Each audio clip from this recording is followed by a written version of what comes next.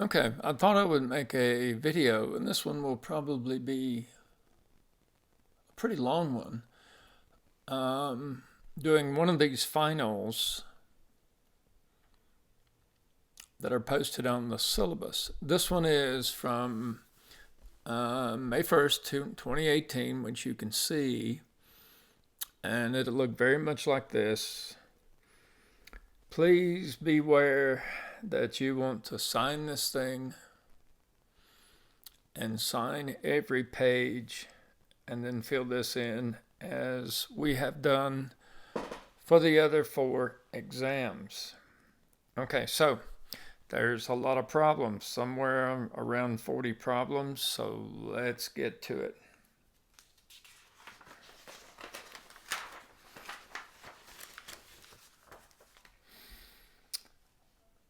Okay, you see at the top the trig identities that you'll be given, and that is all you're going to be given. So problem 1, it says rewrite the expression using logarithms. Well, the first thing I'm going to do is take care of this coefficient. Before I can use and apply any of the other log formulas, these coefficients all have to be a 1. So the first thing I'm going to do is write this as the natural log of x to the 5th minus the natural log of x plus 3 plus then the natural log of 4. So now I have the difference between two logarithms, so that can be written as the logarithm of a quotient.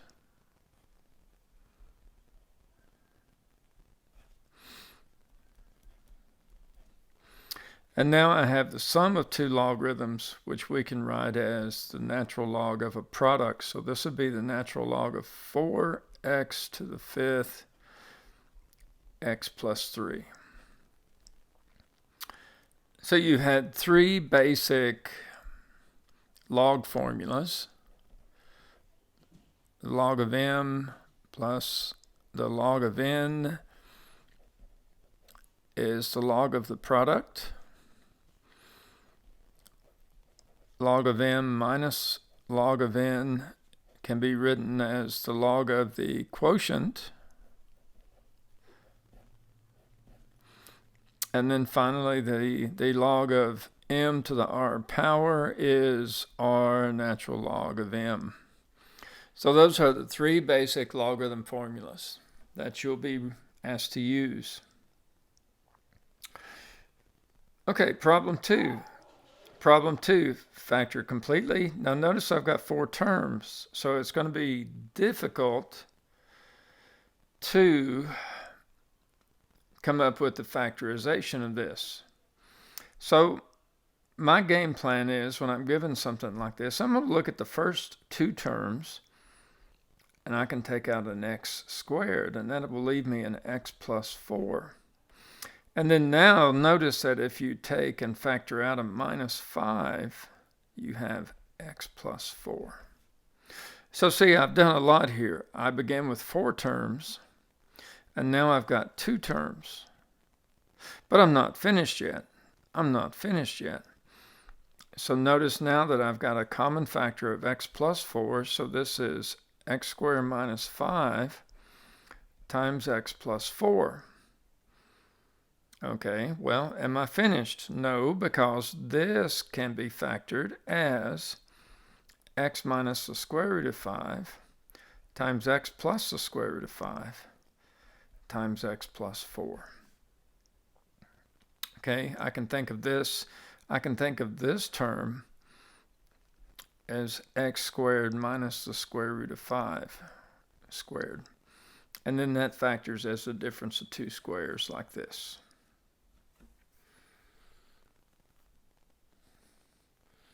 Okay. Now it says find the domain of this function and write the answer in interval notation. Well, I've got the square root of something. The overriding fundamental here is that something cannot be negative. It is okay if it is 0, but it cannot be negative. So now we just want to solve this for x.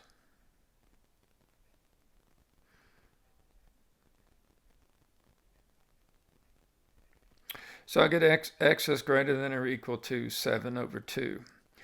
So if you're one of these people that like to draw a number line first before you write the answer, that would be your answer. But the problem specifically says to write the answer in interval notation. So the solution is going to be 7 over 2 to infinity. And the 7 over 2 must be in a square bracket because our inequality had a equals in it. As they come here. All right. Okay, so solve the inequality and state your answer in interval notation. Well, the thing we want to look at is the inequality. First, there's no equals. And secondly, the inequality is pointing at the absolute value. So that means this is going to be an and problem or a conjunction. So what we do is we simply strip off the absolute values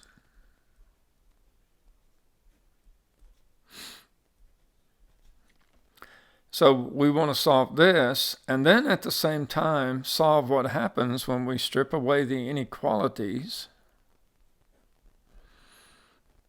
and make it bigger than -1. So first of all, the inequality points at the absolute values. That means it's a conjunction or an and problem. So it's a two-step procedure. I simply strip away the absolute values to get this. Then I strip away the absolute values. I reverse the relation symbol, and then I negate the right side. So let's work these. The first thing we do is multiply by 4. And then add 7. Do the same thing over here. Multiply by 4. And then add 7. So my solution are going to be all the x's less than 11 and at the same time bigger than 3.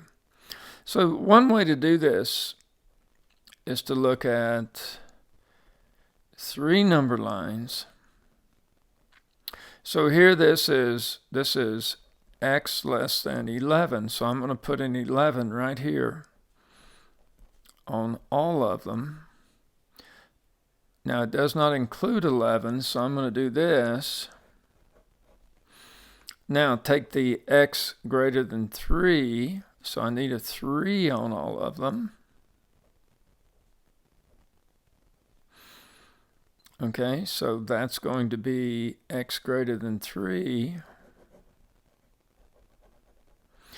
And the significance of it being an and problem means that I want to find out only where they overlap. I want the x values that are common to this solution and this one at the same time. Well, that's going to give me everything between 3 and 11. So in interval notation, my solution would be 3 to 11.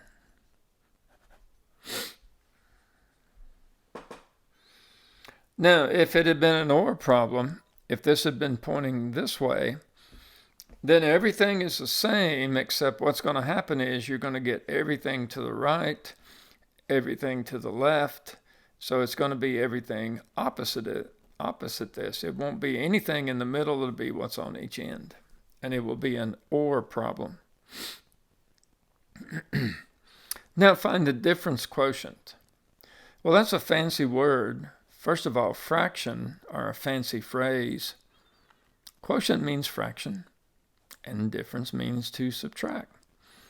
And remember what this is. This is the slope of a secant line connecting 2 points on a curve. So you got to know what this means.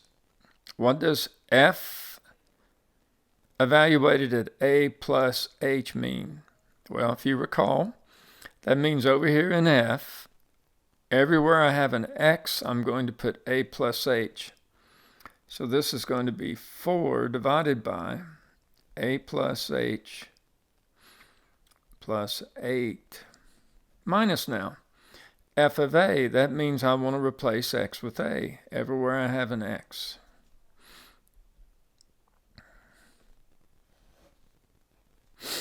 Now, remember when we discussed these, if you do the algebra correctly, this h is going to cancel at the end.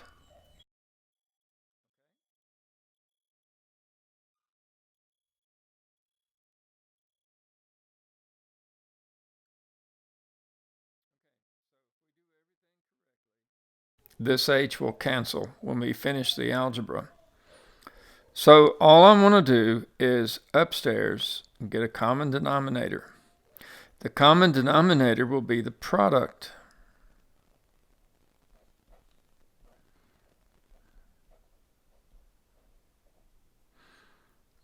Okay, so that means over here then, to make this denominator look like this one, I need to multiply top and bottom by a plus 8. And then on this side, to make this denominator look like this one, I need to multiply by a plus h plus 8.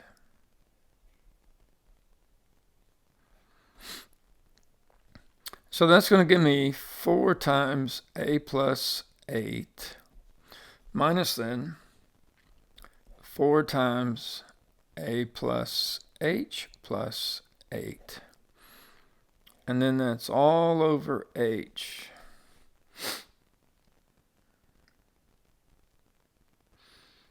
Okay, now to do a little shortcut, you can think of this as h over 1. Now take the h over 1, invert it, multiply. And what you're going to get is h times a plus 8, a plus h plus 8. Now we just multiply things out. We get a 4a plus 32 minus then a 4a minus a 4h minus a 32. And look what happens. This cancels, the 4a cancels, the 32 cancels. I'm left with negative 4h over this mess down here.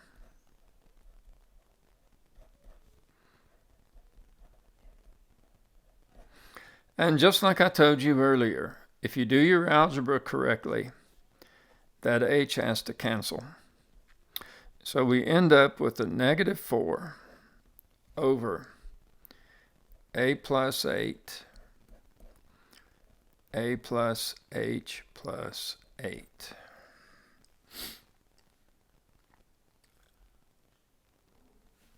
Okay, that's a tough one. That's a worthy problem right there, and that's a good problem. All right, number 6.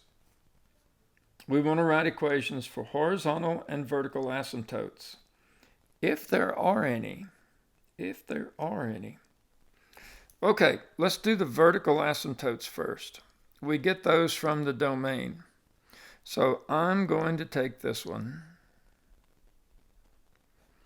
and I'm going to factor out a 2. So notice that we have a fraction, a rational expression, and it makes sense everywhere. It is defined everywhere except at 7. When x is 7, we're dividing by 0. So now remember, a vertical asymptote is a vertical line, and it has an equation x equals something. Okay? So here the vertical asymptote is going to be x equals 7. Now, the horizontal asymptote.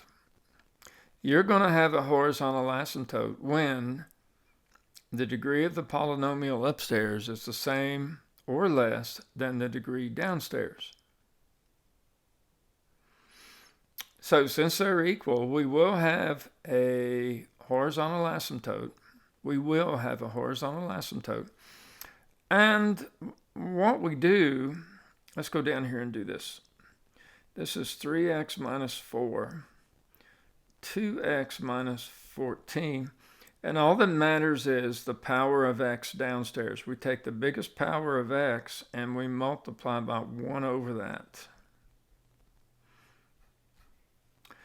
Now, when we simplify this, we get 3 minus 4 over x, and then 2 minus 14 over x.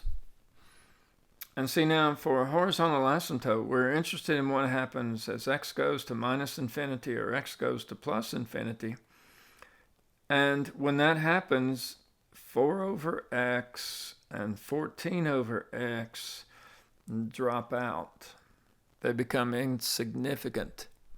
Because what you're going to get is something on the order of 4 divided by a trillion. 4 divided by a huge number essentially drops out and goes to 0. What we're left with is 3 over 2. Now remember, a horizontal asymptote is a horizontal line, and a horizontal line has an equation y equals. So the horizontal asymptote is y equals 3 over 2. Okay, on this one, the same thing. I get the vertical asymptote from the denominator, from the domain. This denominator factors as x minus 2 times x plus 2. So the domain of this rational expression is going to be everything but 2 and everything but minus 2. So the vertical asymptotes are going to be x equals 2 and x equals minus 2. This one has 2 vertical asymptotes. Okay, now the horizontal asymptote, well, we're going to do the same thing. I'm going to take 5x divided by x squared minus 4. The biggest power of x in the denominator is x squared. And that's going to give me a 5 over x in the top and 1 minus 4 over x squared downstairs when I multiply that out. Now, when x gets huge, this goes to 0. This drops out. And guess what? When x gets big, this drops out. So in the long run, this is going to behave pretty much like 0 over 1 or 0. So this is going to be y equals 0. So what happens as x goes way out to the right or way out to the left, the denominator is going to outpunch the numerator. The denominator is going to win the fight.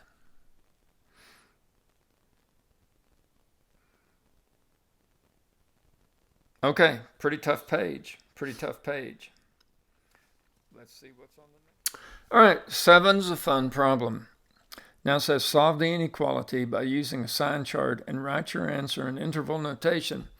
What we're going to do here is use a process of elimination. First of all, when can a fraction be 0? Well, a fraction can be 0 only when the top is 0. So if I take x minus 2 and set it equal to 0, I get a 2. So when x is 2, the whole fraction is 0. And then when x is minus 8, the whole fraction is 0. What happens when x is 3? When x is 3, the whole fraction is undefined.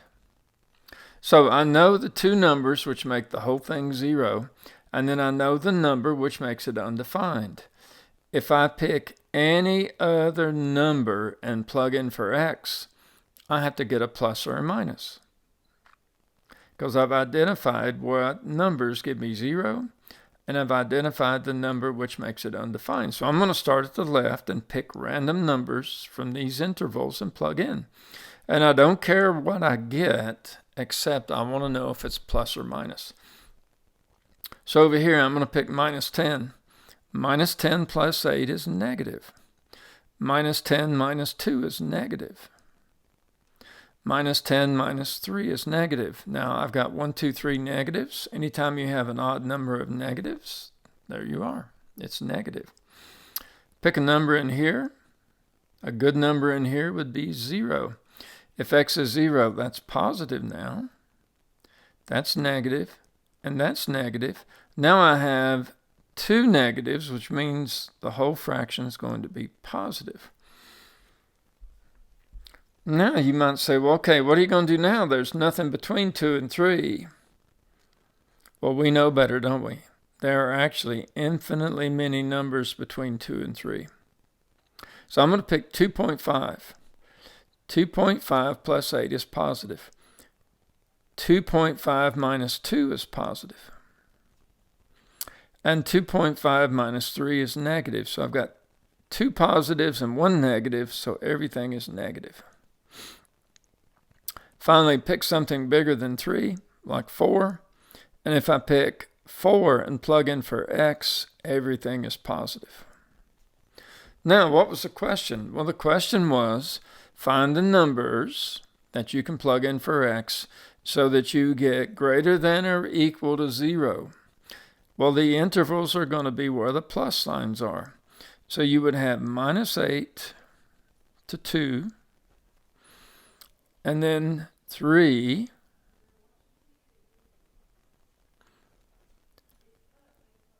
to infinity. Now, the only way I can miss this is by putting a square bracket where there should be a parentheses, or a parentheses where there should be a square bracket. Is there an equals in the statement? Yes, right there. So that means I can include negative 8 and 2. So these are square brackets.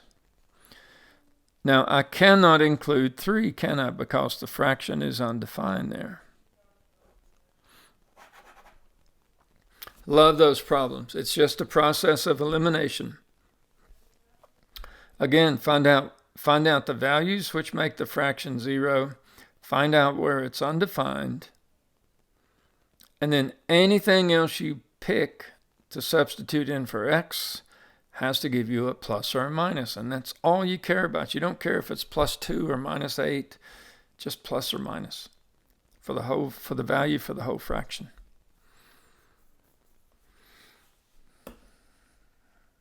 Okay, look at 8. 8 says, find the quotient and remainder when x plus 2 is divided into that polynomial. Now, do I have to do formal long division, or can I do synthetic division? I can do either one. I'm going to do synthetic division. Okay, so I'm going to write down my coefficients. 4, 5, x to the third, x to the second, x to the first, and then the constant term. Now, what number goes here? Well, remember what you want to do is take this and set it equal to 0. So right here goes minus 2. Now, just draw a line and bring the 4 down. This times this, minus 8. I'm going to add these two now. That's minus 3. This times this would be plus 6. I'm going to add those, which will give me 8. Now this times this would be minus 16. And when I add those, I get minus 15. So here is your quotient. Now the dividend was a degree 3 polynomial, so this will be a degree 2 polynomial. So the quotient will be 4x squared minus 3x plus 8. So now what is the remainder? Well, the remainder is minus 15. Now, it always bothers me when a question is phrased like this. Technically speaking, the remainder is minus 15, but understand, some people think the remainder term is this. I would accept either one, but it's really the minus 15. Now, what if you want to do the problem the other way? Well, let's do it. We would have x plus 2 divided into 4x cubed plus 5x squared plus 2x plus 1. So I need a 4x squared here. That gives me a 4x cubed plus an 8x squared. Now, do you remember what to do? Always change that sign and add. So now when I add these two, it becomes a minus 3x squared. Bring down the 2x. So I need a minus 3x. So it's minus 3x squared minus 6x. And again, change that sign and add gives me 8x. Bring down the plus 1. So I'll need an 8. So that's 8x plus 16. Change the sign and add. So there it is. Either way, we get the same thing. Here is your quotient. Here is the remainder.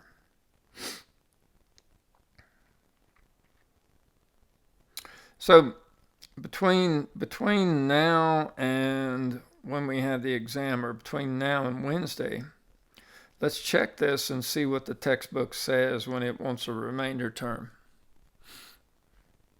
Okay, solve this equation. Well, first thing I'm going to do is divide by 5. Okay, now notice what you've got. You have an exponential equation. Then what we want to do is rewrite this using logarithms. Okay, now what you all were taught was to take the natural log of both sides, and I really have no issue with that. It's the same as using the formal definition. Now I've got the natural log of e to some power, and those essentially cancel each other.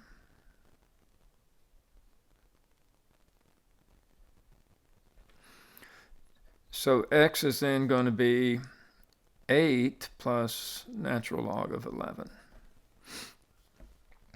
Now, notice what happens if I take this and just rewrite this in the equivalent log form. So I'm going to write log, L-O-G, or in this case, natural log. I write the word log, the base is e. Okay, so it's log base e.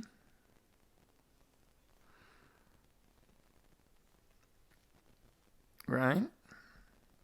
So I write log base e.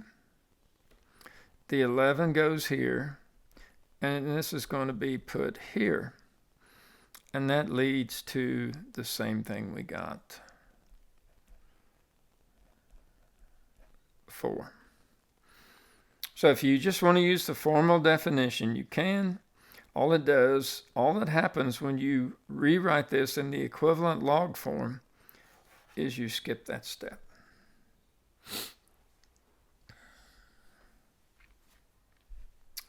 Okay, factor and solve this equation. If you want to think of this as a squared plus 2a minus 80, you can. And this would be a plus 10, and then a minus 8. And then you get a equals 8 or a equals minus 10. Okay? Now, if you need to do that, go ahead. And then right here, you would substitute. You would let e to the x equal 8, or e to the x equals minus 10. And that gives you, taking the natural log of both sides, x equals the natural log of 8. Or x equals the natural log of minus 10, and that does not exist. So that's your only answer.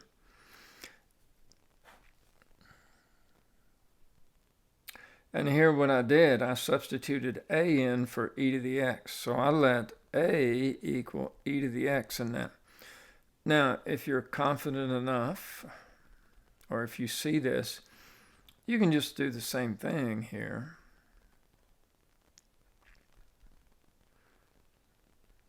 Okay. Now, when you set this term equal to 0, you get e to the x minus 8 is 0. Or e to the x plus 10 equals 0.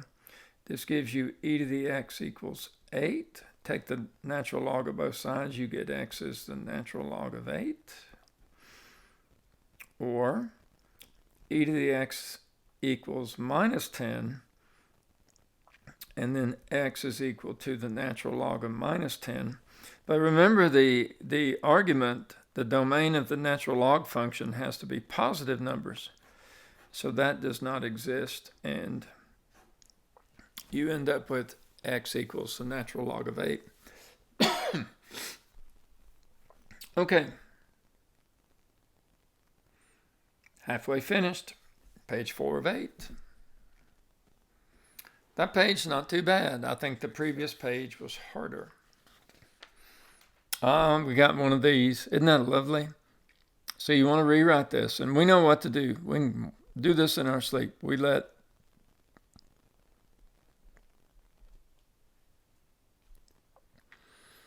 going to let A equal the inverse trig part. Now this means that the secant of A is equal to 10 over x. Now the secant of A, the secant is 1 over the cosine. So see, now I didn't change this. I did this side first. Secant is 1 over cosine. Now you want to flip them. This means that the cosine is x over 10. So this is my angle A, so this has to be x and this has to be 10. Now what's this side? Well, it's going to be the long side squared, which is 100, minus this leg squared over the square root with a square root. So now, as soon as I make this substitution, the original problem becomes the sine of A. And now I'll just read off this. By definition, sine is the side opposite over the hypotenuse. Piece of cake. What could be easier? What could be easier? Well, maybe number 12. It says find x such that this is a coordinate on the unit circle in quadrant 2. Okay, so this is going to be a point on the unit circle. And it's in quadrant 2. That's going to be important in a minute. Now, it's on a unit circle, so the equation is going to be x squared plus y squared equals 1 in general. But here we know that y is 7 over 9. So that means we'll have x squared plus 7 over 9 squared is 1. That means we'll have x squared is equal to 1 minus 49 over 81. Well, my goodness. What's 40? Well, let's see. This will be 81 minus 49 over 81. And so this would be 32 over 81. Okay? So now we take the square roots. So x is going to be equal to plus or minus square root of 32, square root of 81. Okay. So plus or minus, downstairs is 9. Now what's upstairs? Well, 32 is 16 times 2. So this would be 4 square root of 2. Now, which is it, plus or minus? Well, it's an x value, and it's in quadrant 2. So therefore, x is going to be equal to 4 square root of 2 over 9, and it's negative because it's in quadrant 2. Cool problem. Very nice problem. I like that.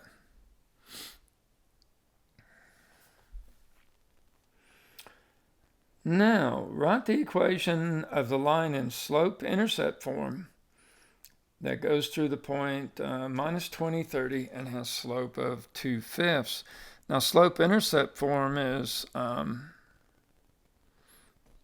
y equals mx plus b, right? Well, we're given m, so we have y is equal to 2/5 x plus b. Now I need this b character. Well, here's an x and here's a y, so I'm going to use them. 30 is equal to 2/5 times negative 20 plus b. So I'll get 30 equals, now 5 goes into 24 times, so that's minus 8 plus b, so b is equal to 38. So my answer is y equals 2/5 x plus 38.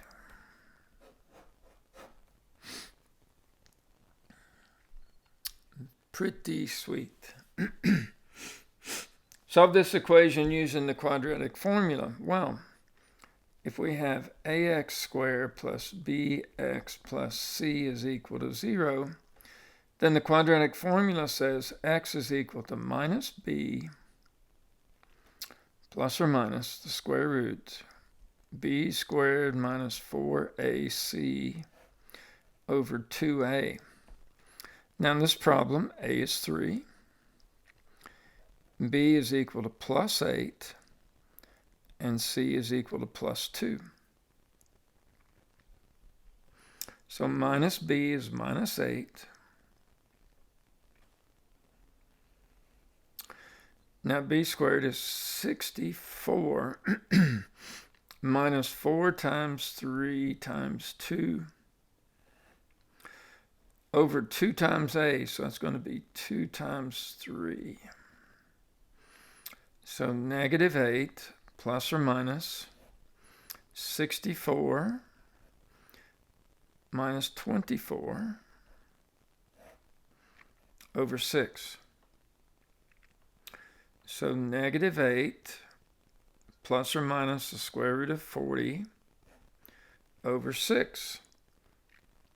So that's negative 8 plus or minus. Now 40 is 4 times 10. Square root of 4 is 2. So negative 8 plus or minus 2 square root of 10 over 6. Now watch this. In the top, I can factor a 2 out.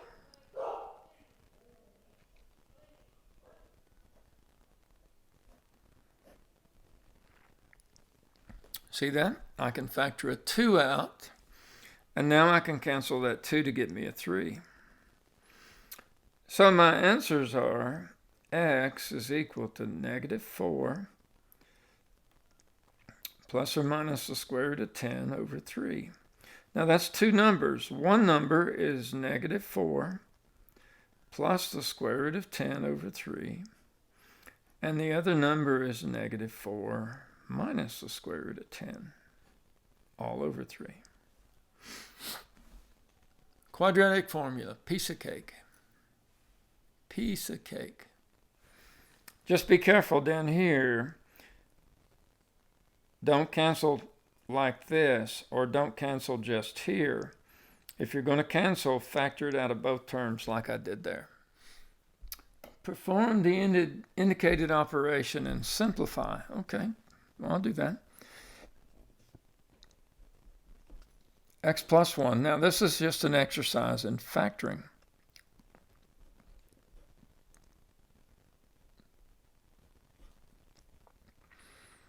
Okay, that is 5x times x minus 2.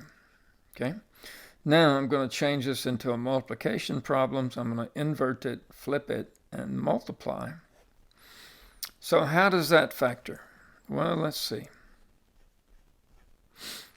The last sign is negative, so they will be plus or minus. Now, let's just do this over here. I've got to get the factors of 3x squared, which are 3x and x, and I've got to get the factors of 2 and 1. I want the middle term to be a plus 1. So they've got to subtract to plus 1. And notice that the middle term is positive. So over here, I've got to make sure that the biggest product is positive. Well, the biggest product, see, I'm going to take 3 times 1 is 3, minus 2 is 1. So I get 3 minus 2.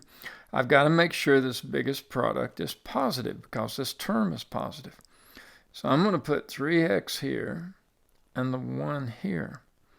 That means the x and the 2 must go here. All right, well then the only thing that cancels is this x minus 2. So what I end up with is x plus 1 over 5x times 3x plus 2 times x minus 1. And that's the best I can do.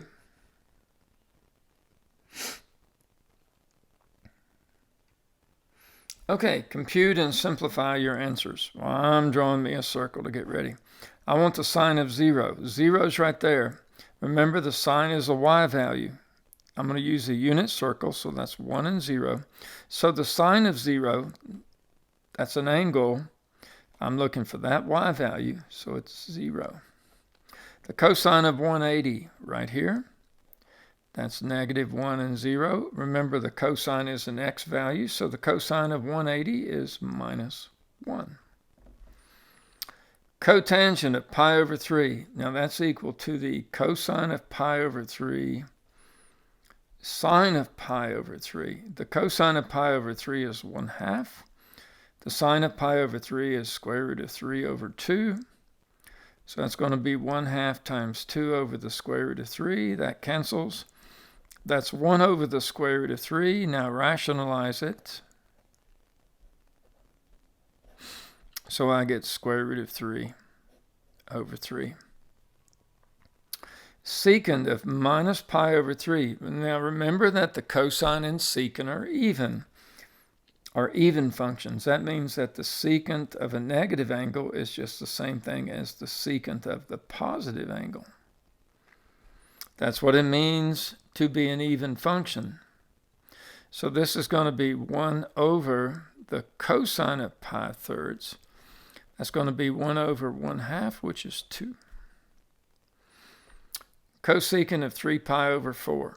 That's going to be 1 over the sine of 3 pi over 4. Okay, now here's pi, which is 4 pi over 4. So 3 pi over 4 is right here. The y values are positive there. So the sine of 3 pi over 4 is exactly what the sine of pi over 4 is. So that's going to be 1 over square root of 2 over 2. So it's 2 over square root of 2. Rationalize this. So that's going to give me, where do I want to put this? This is a 2 square root of 2 over a 2. So square root of 2. I'm going to do 22 next. What's the inverse cosine of 0? What angle has a cosine of 0? Well, the cosine is 0 at pi over 2 and at 3 pi over 2. But you got to remember that I'm using the inverse cosine function, and its domain is the top half. So this is going to be just pi over 2. You've got to know that. You have got to know that.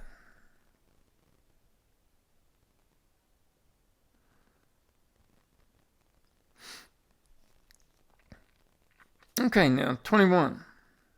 21. I've got the sine of a minus pi over 4. Sine minus pi over 4. Well, remember the sine function is odd, so that's equal to minus sine of pi over 4.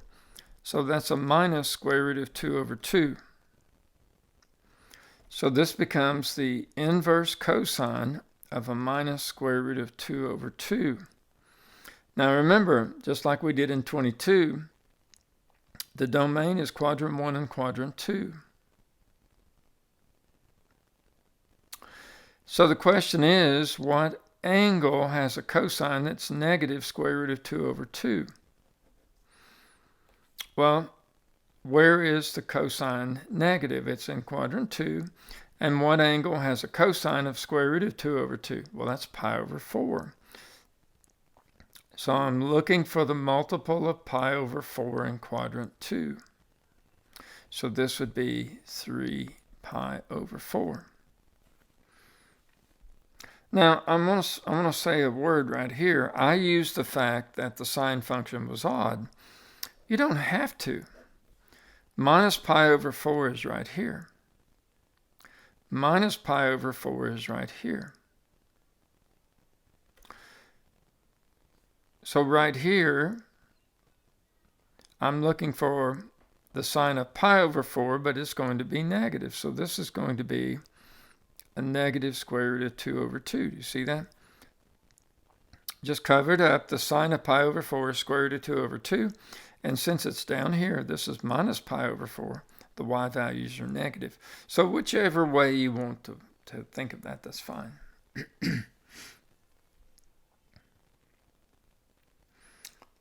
So we're going to get 4 very quick right here.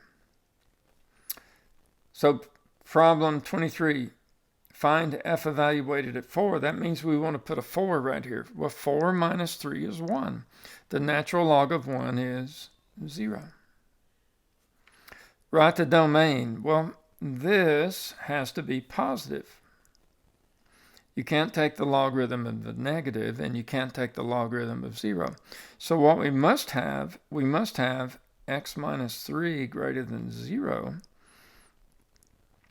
which means x is greater than 3. So in interval notation, that would be 3, 0. Now that's a parentheses. So 3 to infinity. I'm sorry, 3 to infinity. Right? You're going to have everything bigger than 3. So 3 to infinity. Write the equation of the vertical asymptote. Well, what they're talking about here is when you look at the graph of the natural log function, the vertical asymptote is the y-axis, or x equals 0. So remember now, this is an inside change.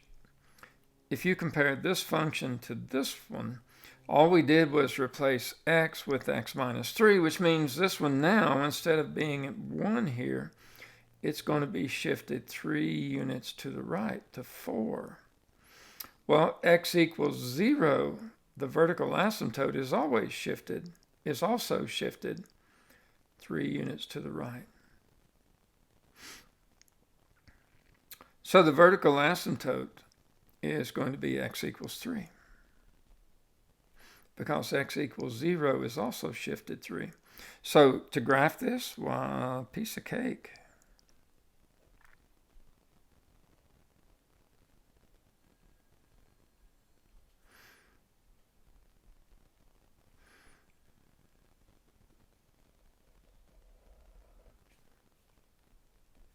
Okay.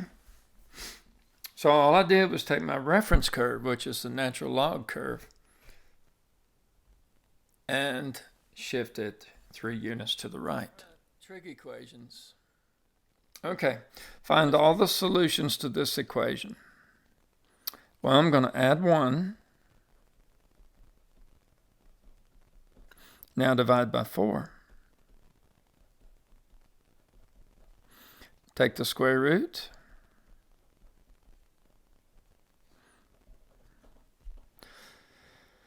Okay, now, what trig function has a sine of 1/2? I don't care about the plus or minus. Just what trig function has a sine of 1/2? Well, that's pi over 6. So the sine of pi over 6 is 1/2, right? Well, I need the multiple of pi over 6 in this quadrant. This is pi. That's 6 pi over 6. So 5 pi over 6. Cool. Now, I need the multiple of pi over 6 in this quadrant because I need it to be negative. So that's 6 pi over 6. So this is 7 pi over 6. Cool. And finally, I need the multiple of pi over 6 here, and that's going to be 11 pi over 6. Now, I want you to notice something. If we take these 7 pi over 6 and pi over 6 and subtract them, the difference is 6 pi over 6, or pi. If I take these two and subtract, I get 11 pi over 6 minus 5 pi over 6. That's 6 pi over 6. So a very efficient way to write these is pi over 6 plus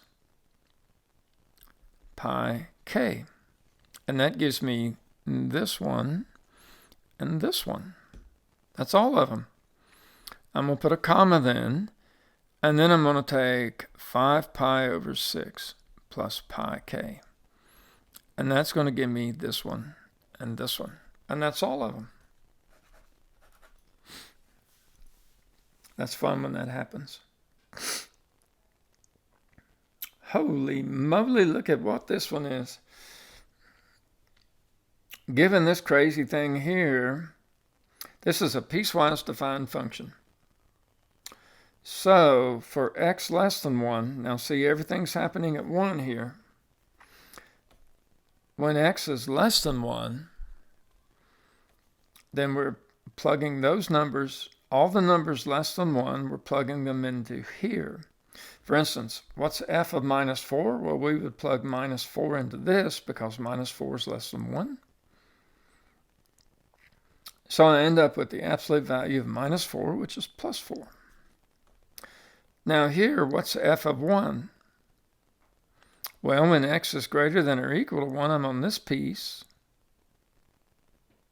So I just want to plug 1 in for x, and I get 9 minus 1 squared. 9 minus 1 is 8.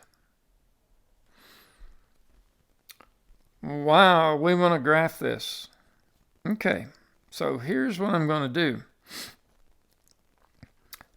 For x less than 1, everything's happening at 1, isn't it? I get the absolute value of x. Well, you know, the absolute value graph is just a function that looks like a v. Now, I would have to put a circle here, wouldn't I? So there's the absolute value graph, but I have to quit here. Now, what's the graph of this? Well, this is a parabola, isn't it? That starts up here at 9. It would start up here at 9 and go like this. Okay? And it begins when x is 1. So if I put a 1 in there, I get an 8. So this is going to go like this, right? There's going to be a dot here.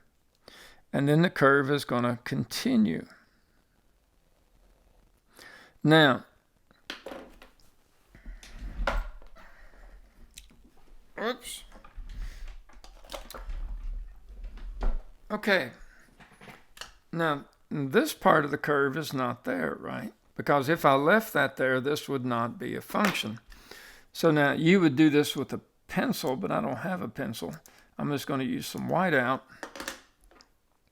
And I'm going to erase that part right there. So I just use this so I could graph 9 minus x squared. It's a parabola like this. But I'm only interested right here where the dot is. Now that dot is the coordinate 1 and 8. So that's the graph of a piecewise defined function. What I should have done was just make that a dash, but I marked it out. You would just take a pencil and erase it.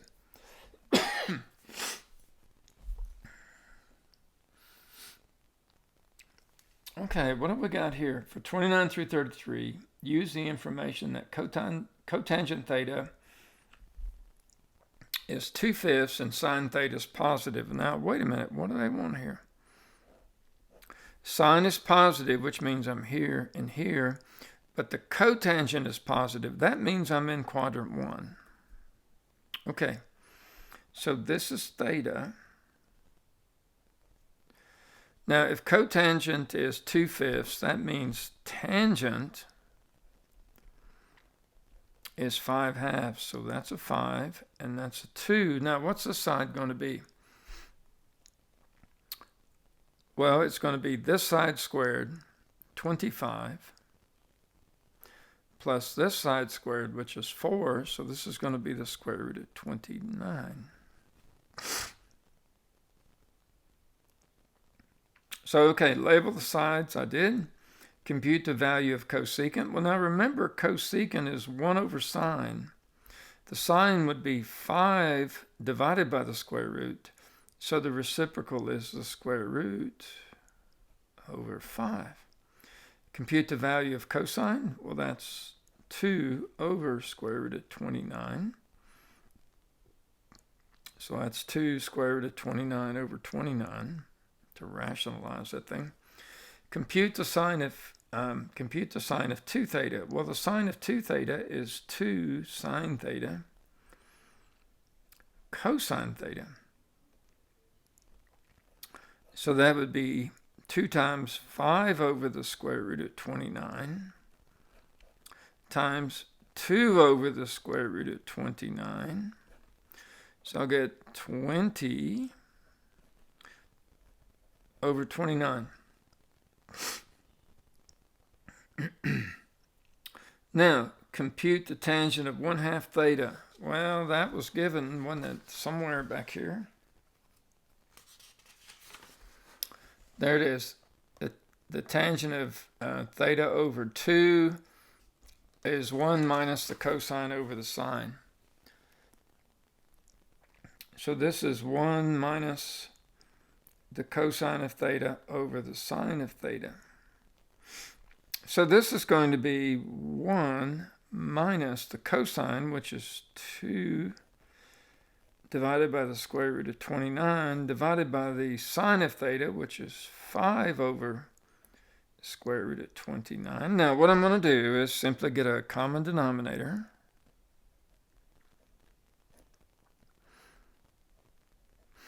And then flip this over and multiply.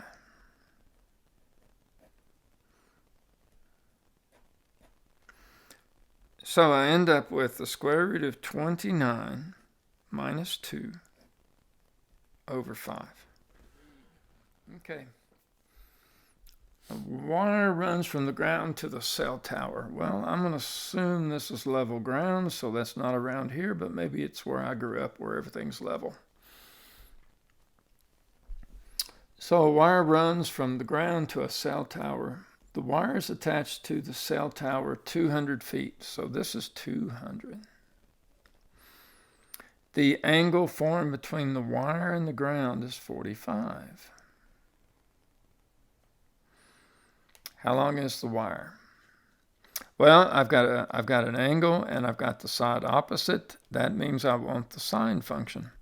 So the sine of 45, and this is what I want, question mark. The sine of 45 is going to be 20 over the question mark. Now remember, when this happens, we just swap these two. So that means the question mark is equal to 20 divided by the sine of 45.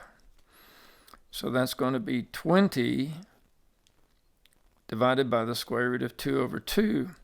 So that's going to be 20 over 1 times 2 over the square root of 2. So that's 40 over the square root of 2. Now rationalize this. And when we do, we get 40 square root of 2 over 2. So 20 square root of 2.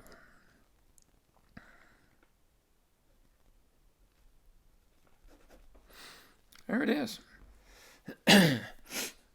Now let's see. I think I'm going to come down here and do this one. I want to compute the value of cosine squared of this minus sine squared of this. Well, that's just the double angle formula of cosine. So this is equal to the cosine of 2 times 22.5 degrees. that's equal to the cosine of 45 degrees, square root of 2 over 2. Done. Square root of 2 over 2. Piece of cake. So this says multiply out and simplify. Okay, I don't understand this. Multiply out and simplify. Okay, so I square the first term. Plus, because that's, now I want to take this times 2. So this times this would be 15 sine theta. So this is going to be 30 sine theta. And now I square that term. So that's going to be 9 sine squared theta.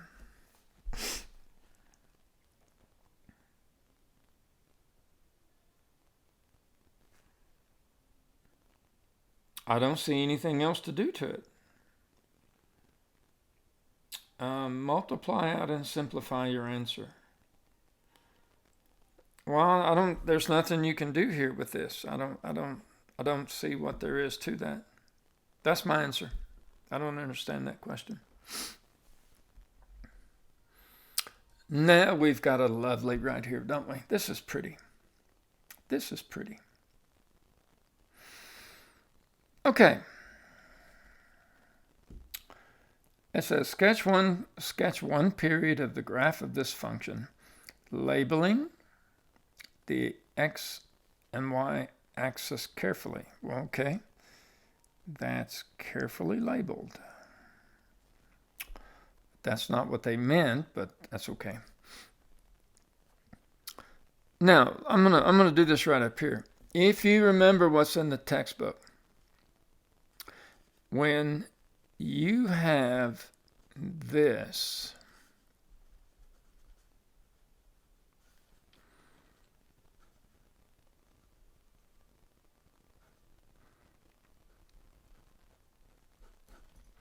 when you have this form, the period is 2 pi over k.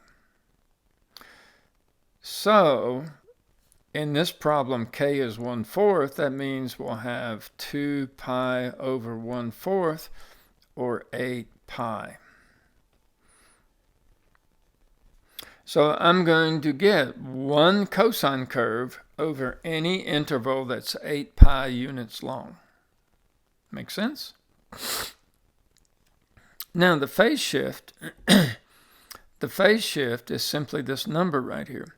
So this thing is shifted pi units to the right. Okay? So what you would do is take the standard cosine curve and shift it to the right pi units. But you know, I'm going to do this. I'm going to take this expression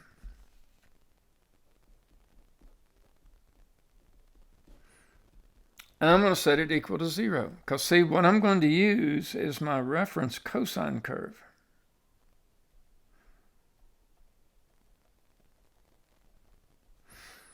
See, my reference cosine curve starts at 0 and it ends at 2 pi.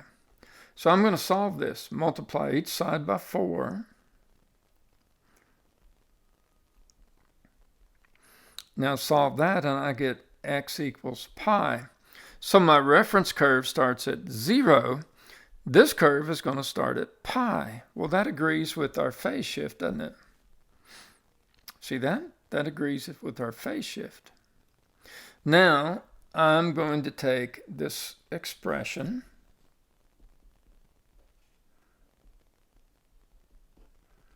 and I'm going to set it equal to 2 pi. That's where our reference cosine curve ends. So now, multiply both sides by 4.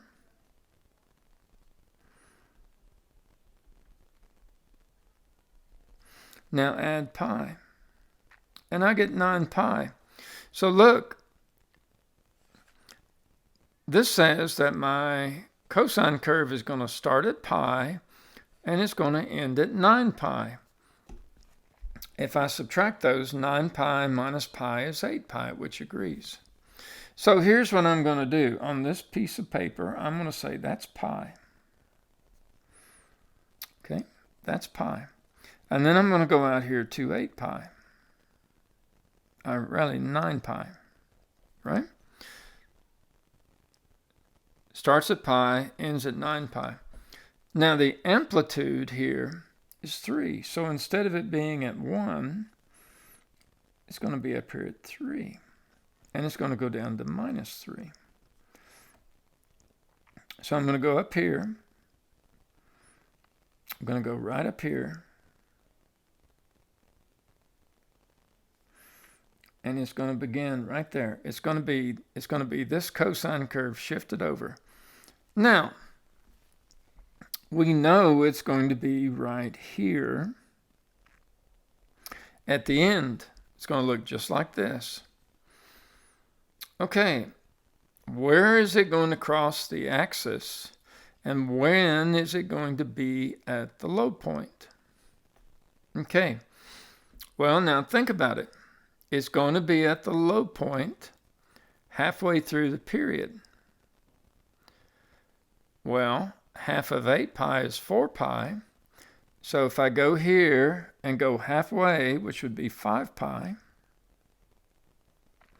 right? 4 pi here, 4 pi here. It's going to be down here at the low point, -3. Now, halfway between these two is where it's going to cut the x-axis. Well, what is that? What's halfway between pi and 5 pi? Well, it's got to be 3 pi, doesn't it? See, there's 2 pi here and 2 pi here. Same thing. This is going to be 7 pi, isn't it? So here's what my graph has to look like. It's going to go down here like this. Bottom out.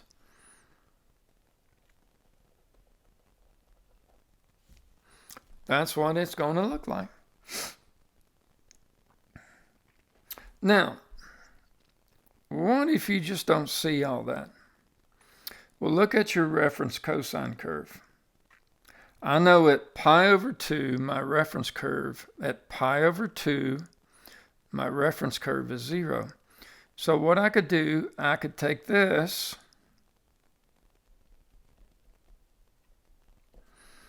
and set it equal to pi over 2.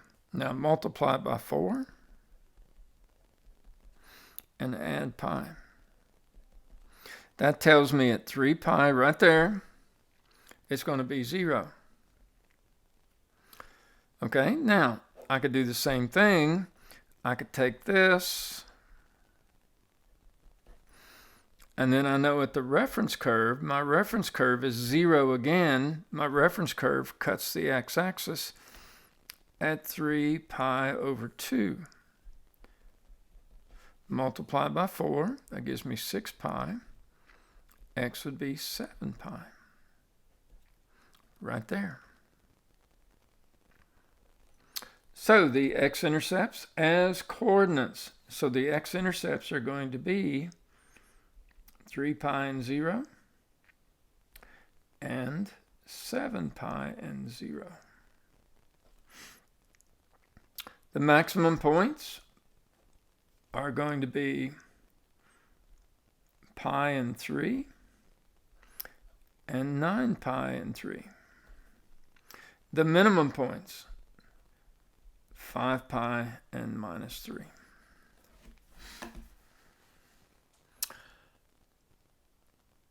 All right. I think that's a pretty good test. Man, that is a good exam. Okay, so if we don't get to go over this thing in its completed form, if we don't get to complete this in class, you'll at least have this video to look at. All right, good luck.